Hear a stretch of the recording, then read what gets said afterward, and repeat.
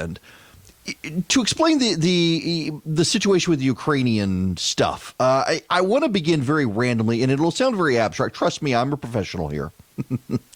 I want to begin by talking about my buddy Chris Burns at Dynamic Money, who is a friend. He is my financial advisor. My wife and I, we thought about doing the Dave Ramsey plan or something, just pay off bills, get a game plan for saving for the future. And I talked to Chris. That's what Chris does. He's not as dogmatic on certain things like credit cards and stuff that Dave Ramsey is, very flexible. And I trust Chris. And there are a number of reasons that I trust Chris. One of the reasons I trust Chris is because we share a worldview. I know he and I we're from similar backgrounds. We've got similar faith-based worldview. And I like the guy. He's a nice guy. But on top of that, he's not a commissioned financial planner. And I appreciate that. There are a lot of people who are fiduciaries, but they go beyond being fiduciaries.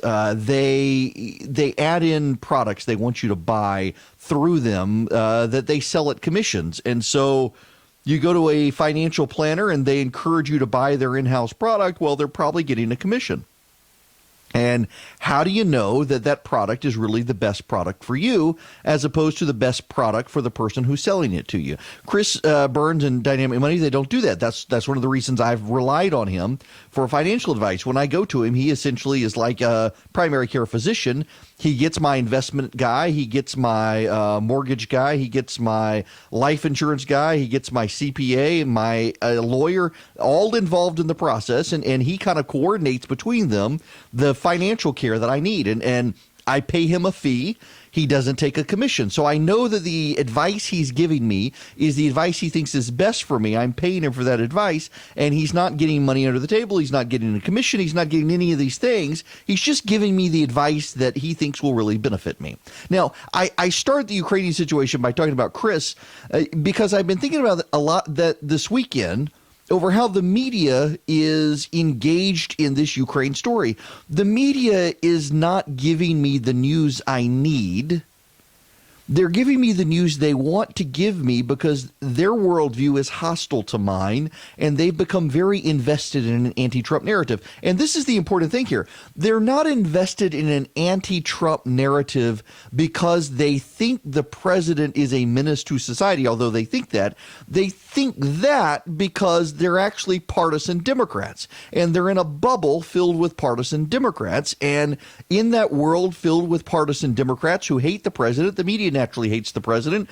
And so everything they give me is given me with the spin most favorable to the Democrats and not necessarily the reality. They essentially get a commission off advancing the Democratic cause. And that becomes problematic because we have what should be a serious story, and it's hard to tell what's true and what's not. And frankly, I don't believe the conservative media either on this story. Because the conservative media, we have seen time and time again, is emotionally invested in doing anything possible to prop up the president and never is willing to hold the president accountable for things he does wrong. Case in point, made by a progressive this morning on social media, but it's true. How many conservatives and people in the conservative media were worked up about Loretta Lynch, the attorney general, meeting on a plane with Bill Clinton while Hillary Clinton was under investigation? How many people are convinced there was something nefarious going on? There were a lot of conservatives who were upset by this.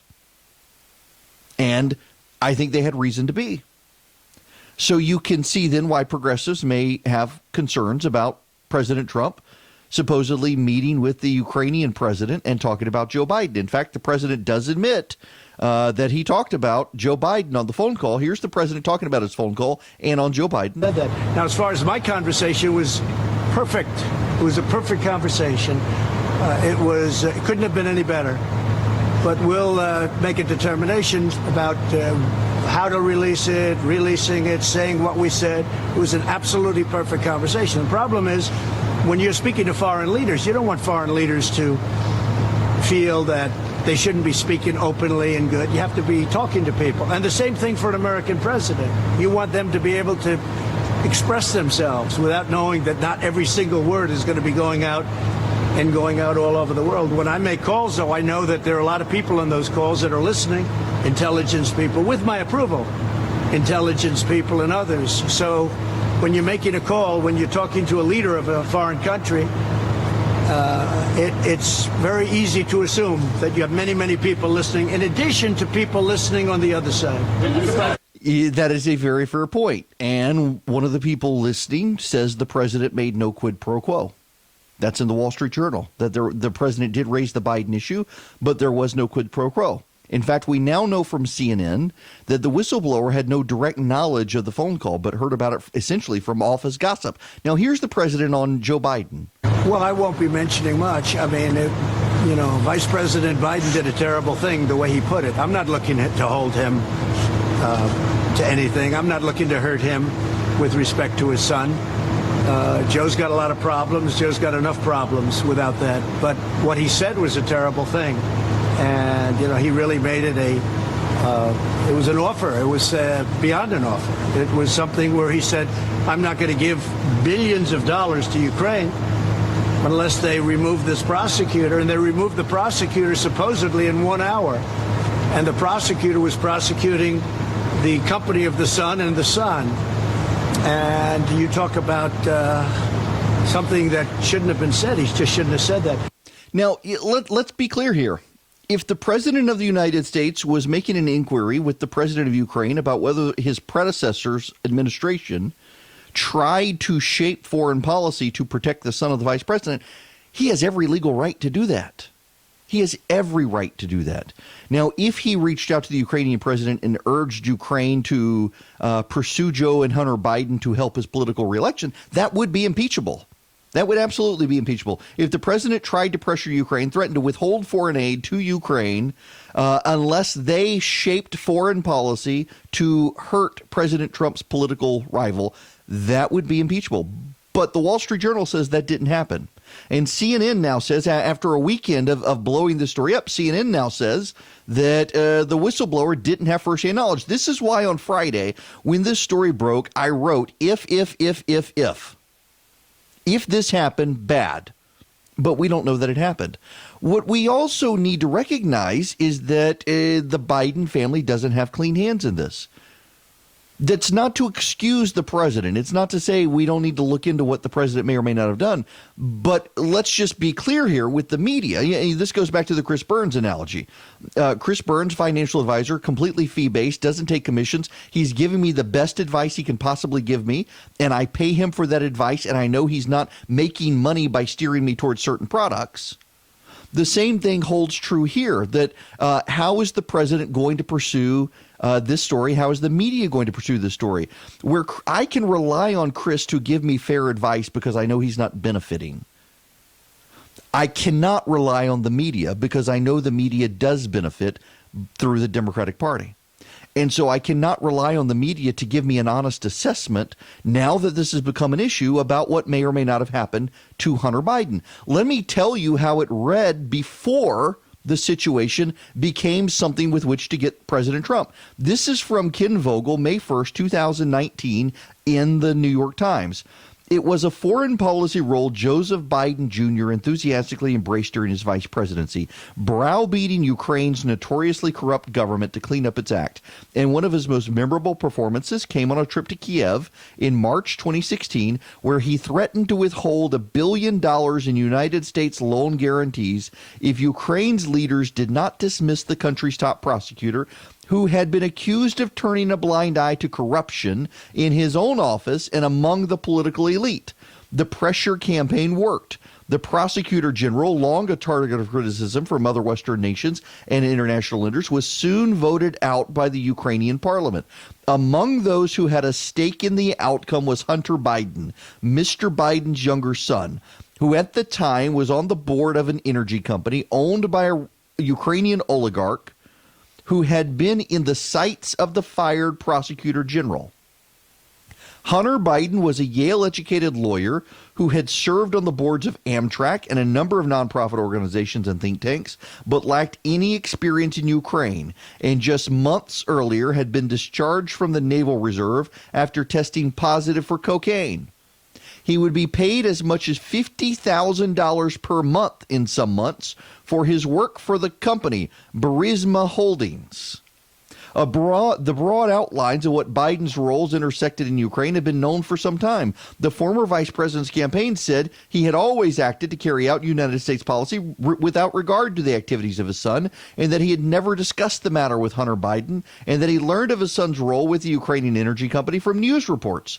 But new details about Hunter Biden's involvement and a decision this year by the current Ukrainian prosecutor general to reverse himself and reopen an investigation into Burisma have pushed the issue back into the spotlight.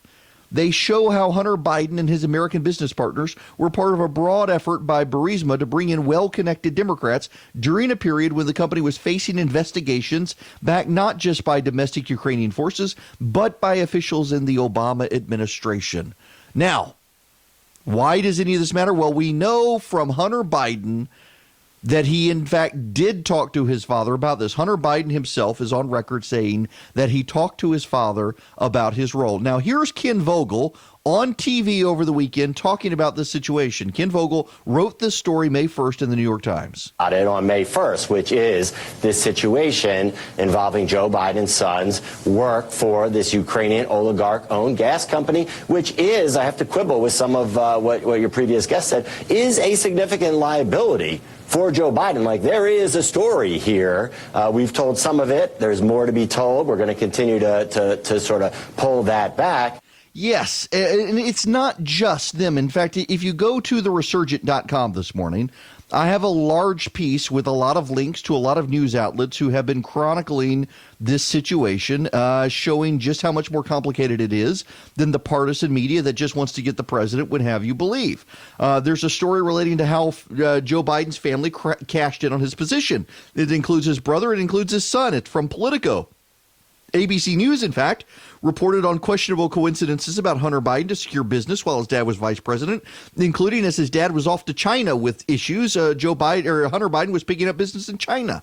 And then there's a Ukrainian oligarch who lended money to Joe Biden's brother. There are real issues there, and the way the media is approaching this is it's all about the president. Pay no attention to Joe Biden. We've seen this time and time and time again. There may be legitimate issues about the president, and there appear to be. And Republicans who are upset about Loretta Lynch and Bill Clinton should not be dismissive of Democratic concerns about the president, the Ukrainian president, what they may or may not have said.